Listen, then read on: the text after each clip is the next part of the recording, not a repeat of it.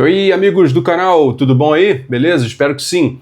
Hoje o assunto é o seguinte, uma das consequências econômicas dessa guerra do Oriente Médio, e acho eu que a principal delas, vai ser uma reorganização do sistema que conecta as finanças internacionais com o mercado de energia fóssil, ou seja, aquilo que os Estados Unidos construíram ao longo do século XX, que veio a se traduzir numa expressão conhecida, né, chamada petrodólar, né, o petrodólar. Então, é um negócio que a gente vai falar ao longo do vídeo, e que foi garantidor da hegemonia estadunidense ou norte-americana dos Estados Unidos em todo o Ocidente e praticamente no mundo inteiro por décadas e décadas e décadas. Então vou explicar para vocês como é que isso veio a acontecer, porque o petrodólar é uma ferramenta crucial nessa construção geopolítica dos Estados Unidos e por que agora tudo isso está em risco e por isso eles acabaram de ter, sim, uma derrota estratégica no Oriente Médio. Não importa o que eles digam, a derrota está consumada.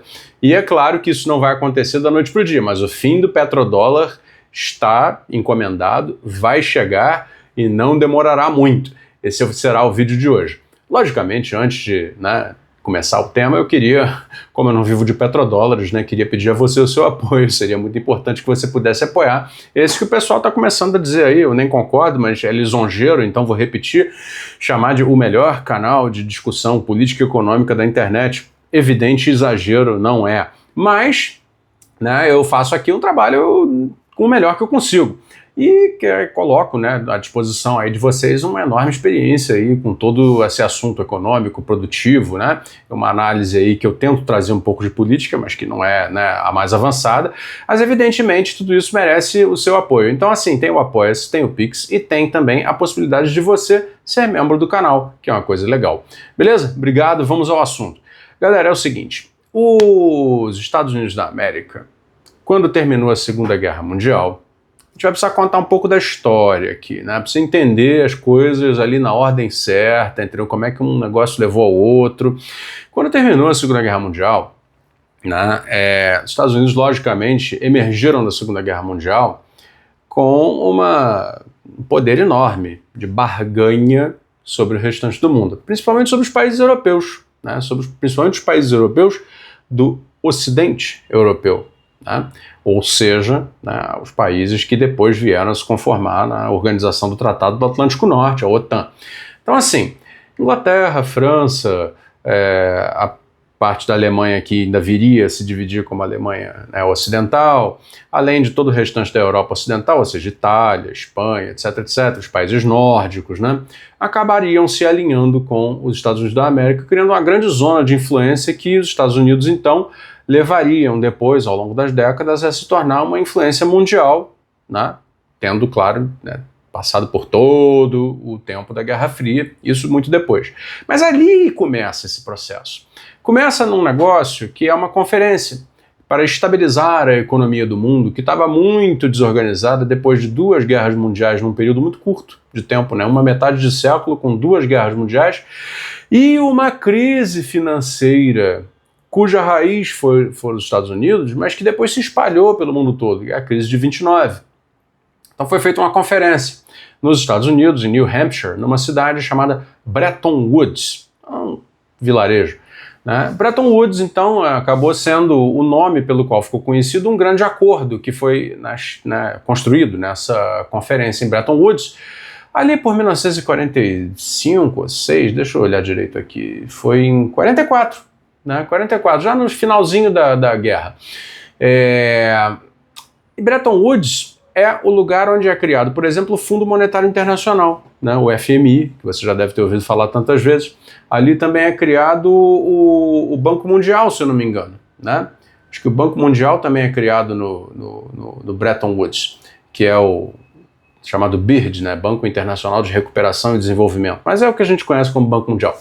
Bom, e aí existe uma decisão de Bretton Woods que é determinante, que é o seguinte: Estados Unidos, com a sua barganha, conseguida após a vitória, após ter dado bomba nuclear no Japão, após ter feito o dia D na Europa, etc, etc, estabelece que para o chamado mundo livre, ou seja, as economias de mercado, haveria a partir dali um padrão internacional monetário. Então o padrão monetário internacional seria o seguinte: dólar vai ter uma paridade a um certo valor de dólar com o ouro. Então, como antes, né, o comércio era feito a partir de, né, reservas de ouro, os países tinham que dizer o quanto que tinham de ouro, tinham que, né, ou minerar ouro, ou guardar, comprar ouro para guardar, para servir de lastro metálico, real, às suas economias nacionais, para então fazer o comércio internacional definindo a partir da quantidade de ouro que tinham um valor para a sua moeda, e, portanto, isso determinava quem podia comprar mais e quem podia comprar menos, era formador de preço no mercado internacional, isso era o padrão ouro.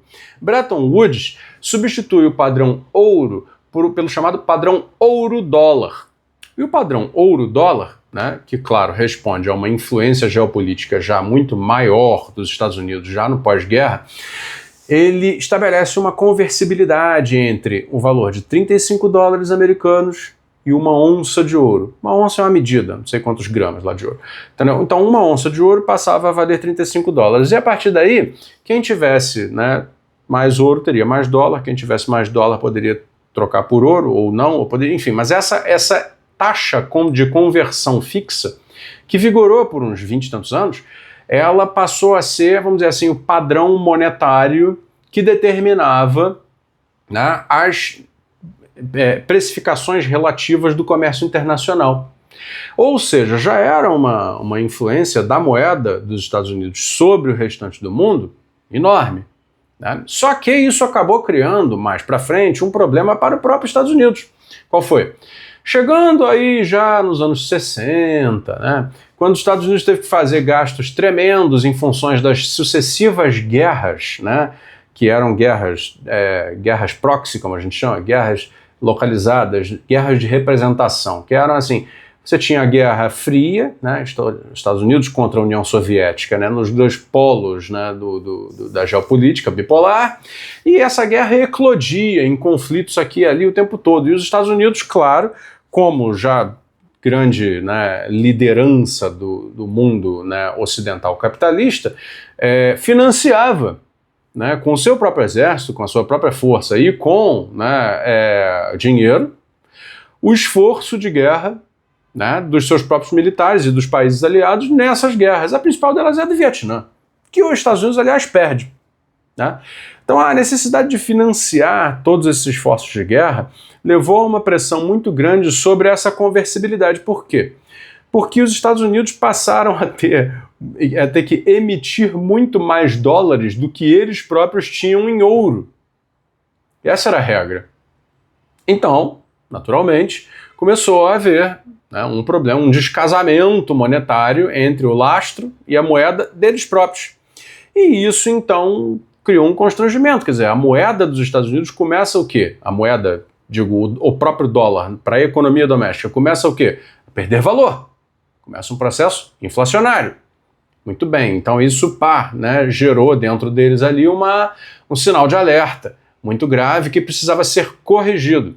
E então o presidente Richard Nixon, aquele mesmo do escândalo Watergate, que foi depois deposto por causa de gravaçõezinhas do hotel Watergate, o Richard Nixon termina com o acordo de Bretton Woods dizendo o seguinte: olha, a partir de agora acabou a conversibilidade ouro-dólar. Né? Então a partir de agora é câmbio flutuante. Vocês vão ter que se virar, entendeu? De comprar dólar para fazer os seus comércios internacionais. Né? Então o que ele queria, na verdade, era poder continuar emitindo dólar sem desvalorização, mas ao mesmo tempo forçar o resto do mundo a demandar o dólar. Porque senão, quer dizer, do que adianta?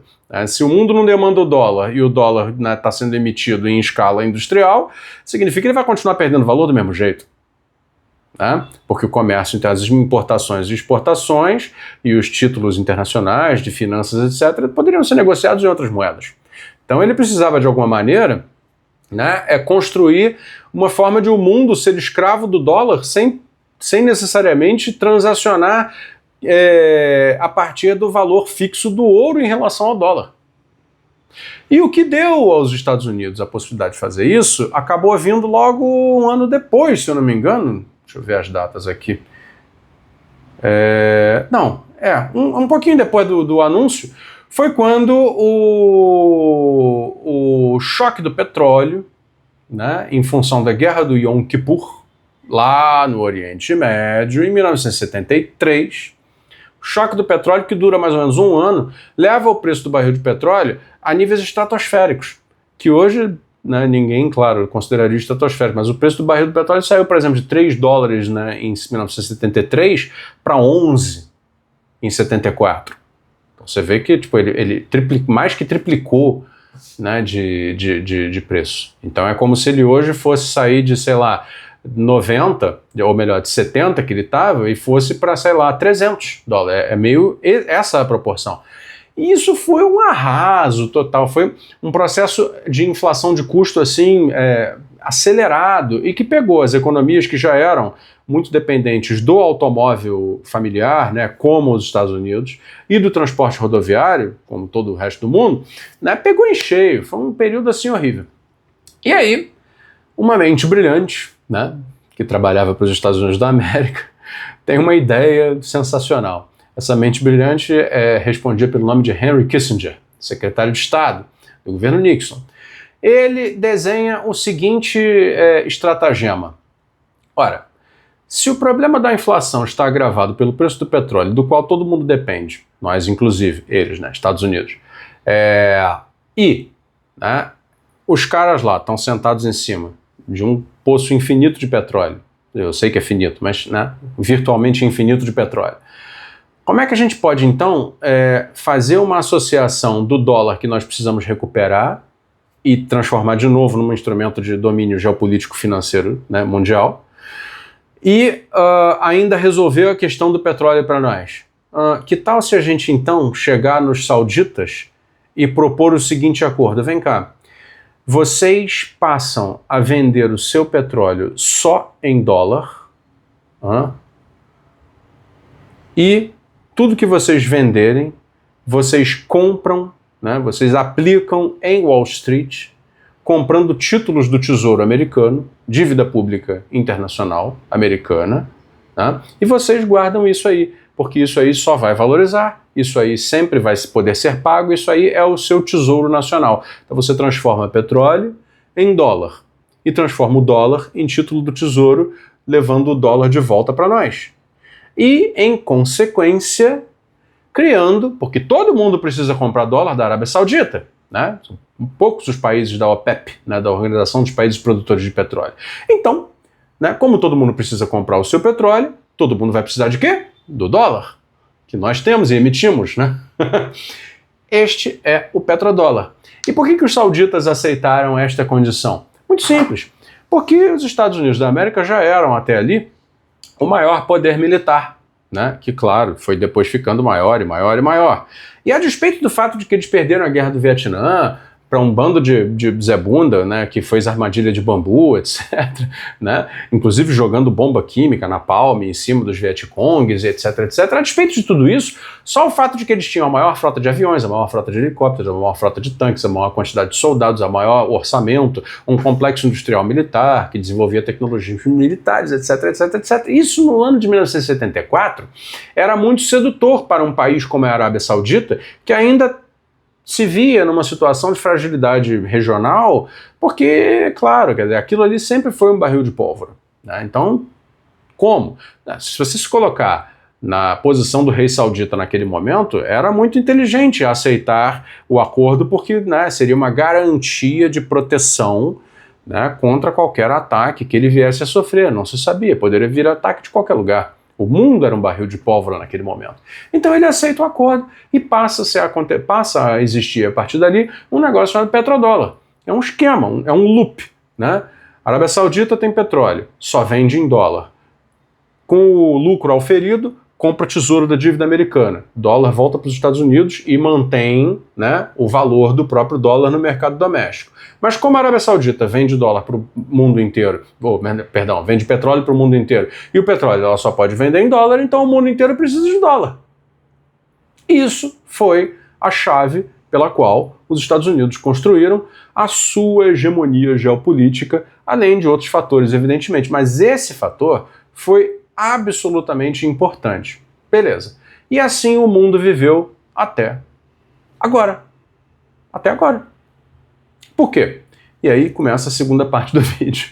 Porque, meus amigos, é o seguinte, assim, repararam como nessa guerra que durou um mês, mas que, claro, né, vai durar mais do que um mês, o cessar-fogo já foi para as picas, a gente já sabe disso tudo. Repararam vocês como nessa primeira fase da guerra contra o Irã estava mais preocupado em bombardear Catar, Bahrein, Emirados Árabes Unidos, Kuwait e Arábia Saudita do que até mesmo bombardear Israel, embora, claro, eles tenham um prazer em bombardear Israel e bombardearam e vão continuar bombardeando Israel, não há dúvida disso. Mas repararam, por que será que o Irã bombardeou tantas instalações de exploração, refino, transporte, armazenamento, né, de petróleo nos países do Golfo Pérsico? Era para mostrar que, apesar de toda a promessa dos Estados Unidos da América em fazer a defesa deles incondicional, essa defesa não tinha como ser mais total. Ela era vulnerável. Então o Irã se preocupou em demonstrar a vulnerabilidade do Golfo, apesar do acordo de proteção militar, que é a base do esquema do petrodólar. E o Irã provou, aí está provado, entendeu? Que sim, o choke point, né, ou seja, o ponto de estrangulamento do Estreito de Hormuz, que desorganiza toda a cadeia produtiva, e os mísseis, que podem acabar com as refinarias, os centros de armazenamento, os portos especializados em traslado de óleo, etc, etc, etc, para os próprios campos de exploração, né, os mísseis iranianos que podem acabar com tudo isso em pouquíssimo tempo, mais o Estreito de Hormuz fechado, prova cabalmente que o esquema de segurança que supostamente garantia a Arábia Saudita, Bahrein, Catar, Emirados Árabes Unidos e Kuwait não existia. Nunca existiu e agora ele, né, não existe mais. Ora, o que isso faz com o mundo a partir daqui? O que faz é o seguinte: se as garantias de segurança não existem mais para esses estados e a produção de petróleo pode ser paralisada ou mesmo, né, diminuída radicalmente através de dano aos poços, etc., de uma hora para outra, porque pode, ficou provado, então por que manter esse acordo?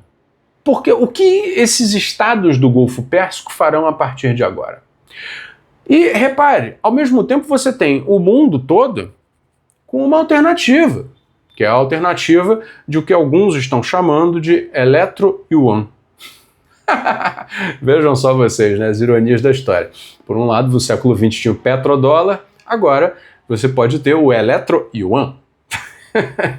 O eletro-yuan é uma proposta que está começando a aparecer, mas que é bem real, né? Se você olhar para... O yuan é a moeda da China, se você ainda não sacou do que eu estou falando, é a moeda da China. Então aí a China se especializa cada dia mais num grande pacote de soluções elétricas para virtualmente todos os processos produtivos. A China está colocando a possibilidade, através de tecnologias eletromecânicas, eletromagnéticas, eletrotérmicas, tudo, né? De geração elétrica, de eletromobilidade. Ela está transformando as tecnologias produtivas, né? Aquelas que você, na verdade, se beneficia delas, mas não sabe muito bem como elas funcionam. As tecnologias produtivas estão todas, né, dentro do escopo estratégico chinês, estão saindo da esfera do combustível fóssil e estão indo para a eletricidade. O que não é nenhuma solução ambientalista, ecologista. Não, é uma solução econômica e geopolítica que nós estamos tratando aqui.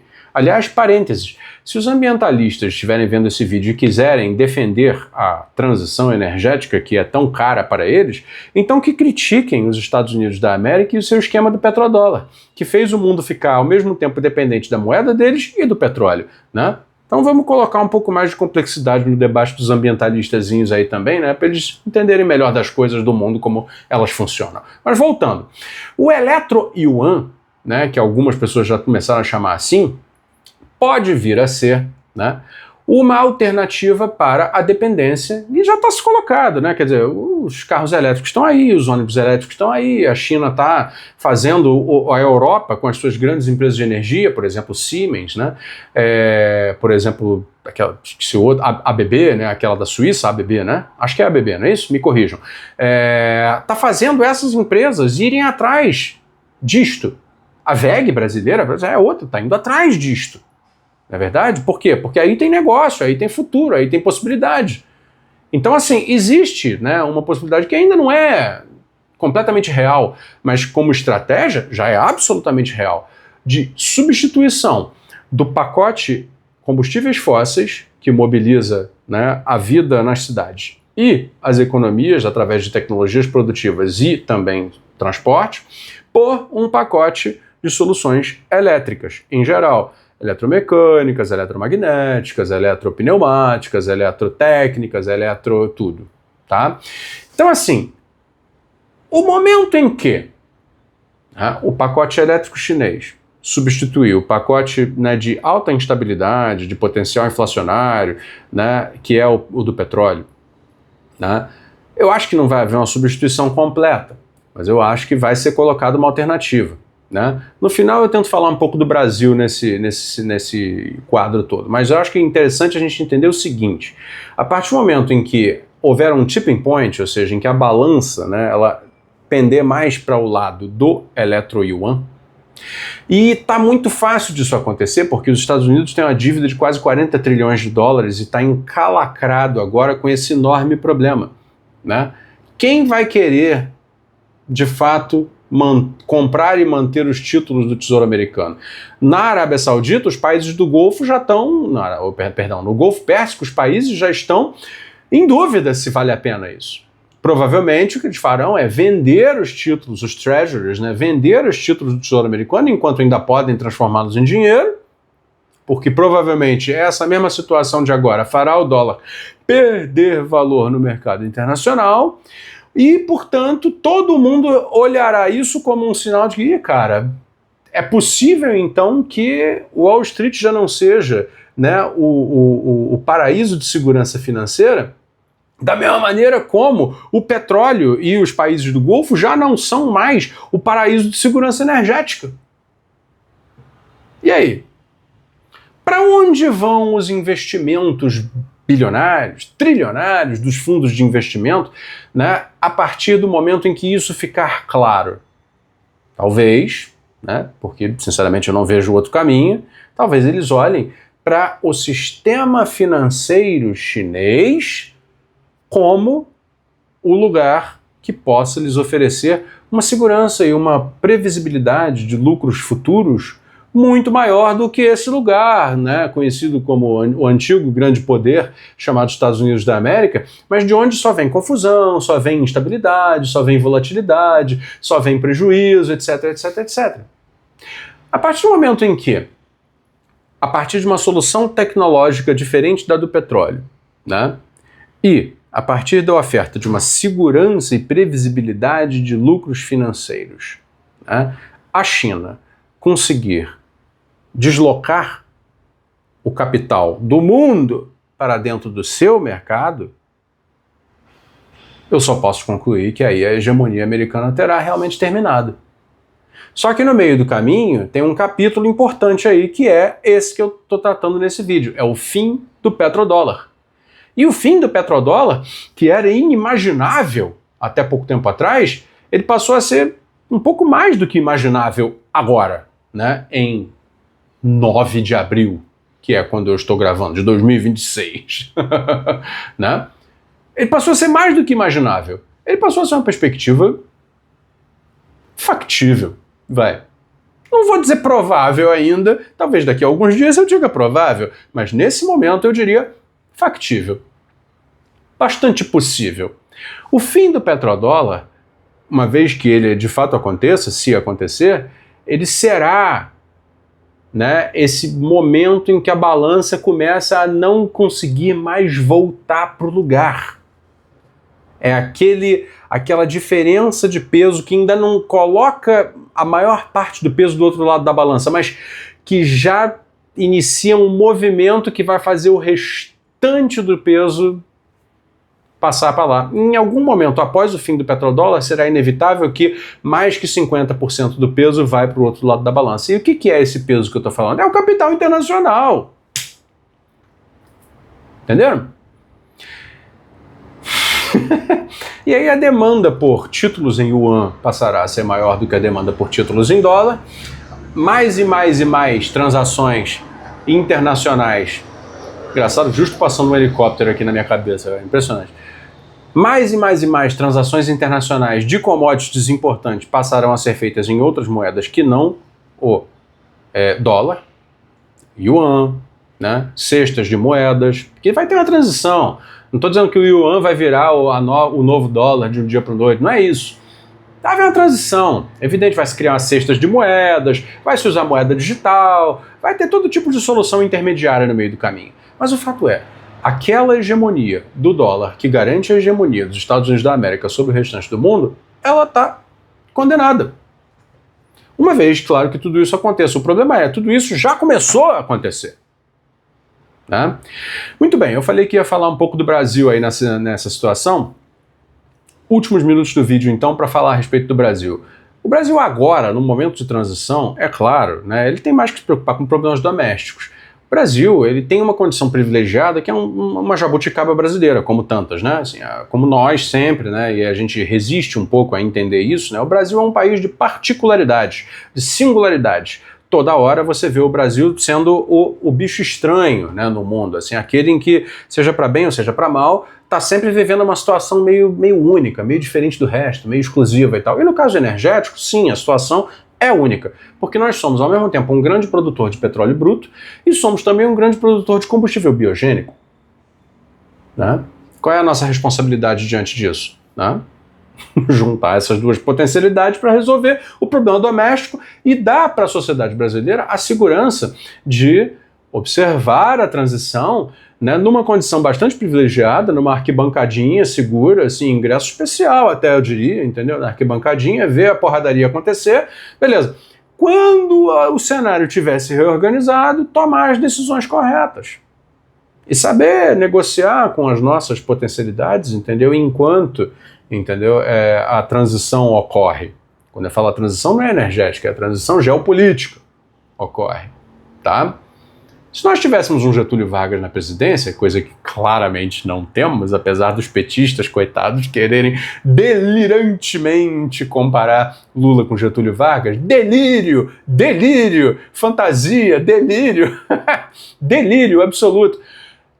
Se nós tivéssemos um Getúlio Vargas na presidência hoje, num contexto como esse, a gente facilmente, né, já desenharia planos de longo prazo, né, que colocariam o Brasil dentro da futura hegemonia, né, vamos dizer assim, multipolar, se é que será uma hegemonia multipolar, numa condição muito melhor do que hoje. Né? Aí nós deixaríamos de ser quintal, nós deixaríamos de estar embaixo do sapato dos outros, etc, etc, etc. Mas infelizmente não temos nada disso. Então o que resta ao Brasil? Resta ao Brasil aguentar o calor que vai vir, porque vai vir muita pressão dos Estados Unidos em cima do quê? Terra rara brasileira, do PIX, né? Do petróleo brasileiro, né? Vai vir muita pressão em cima de tudo isso, do gás, entendeu? Vai vir muita pressão. Vai vir pressão, por exemplo, para que o real não seja uma das moedas, né, que comporão a cesta de moedas da transição geopolítica daqui a alguns anos. Quando tudo isso começar a acontecer, essa pressão virá. Será que o governo brasileiro vai saber dizer que, não, meu chapa, desculpa, mas assim, a gente vai criar aqui um fundo, entendeu, para participar disso sim e vamos contribuir, porque a gente faz parte do BRICS e é uma oportunidade para o Brasil. E lamento muito, assim, por favor, não nos ataque com isso, porque, né, temos outras maneiras de, né, compensar vocês, ainda temos uma indústria do aço que pode fornecer aço para vocês, ainda temos um pouco de petróleo que a gente pode vender para vocês, mas é assim, é no respeito, tá? É no respeito, beleza? Temos aqui a maior produção de soja do mundo, a maior produção de milho do mundo, a maior produção de cana do mundo. Né? Então, alto lá, antes de vir sair atacando o Brasil, a gente produz alimentos. Vocês mesmo não produzem a quantidade de alimentos que a gente produz. Vocês importam alimento. Importam a nossa carne para o seu hambúrguer. Né? Então, agora, infelizmente não tem ninguém no Brasil hoje, no Estado brasileiro que seja um estadista capaz de chegar e dizer estas coisas. O máximo que nós temos é esse mascate, que é o presidente da República, que consegue voltar de lá para cantar a vitória dizendo que mas eu consegui baixar a tarifa, mas por quê? Porque faz acordinho de entrega, entendeu? Então tá bom, então eu consigo vender aqui para comprar minha reeleição no eleitorado doméstico contra, entendeu? Mas aí depois eu deixo a sua empresa vir aqui tomar a terra rara, deixo a sua empresa vir aqui tomar o petróleo, etc, etc. Não é assim que se joga. Isso não é coisa de estadista. Por isso que eu acho delírio, né, quem quer comparar Lula com Getúlio Vargas. Mas não importa isso. O que importa é a transição geopolítica está vindo, ela está a caminho, né? E eu acho que, bom, embora o Brasil ainda precise tomar um certo rumo para entender melhor a sua posição nisso, ainda assim é algo a se celebrar. Celebrar. O fim do petrodólar e o que virá depois, né, são realmente coisas a se celebrar. Porque o mundo vai ficar muito melhor depois disso. É isso, esse é o recado. Obrigado, até a próxima.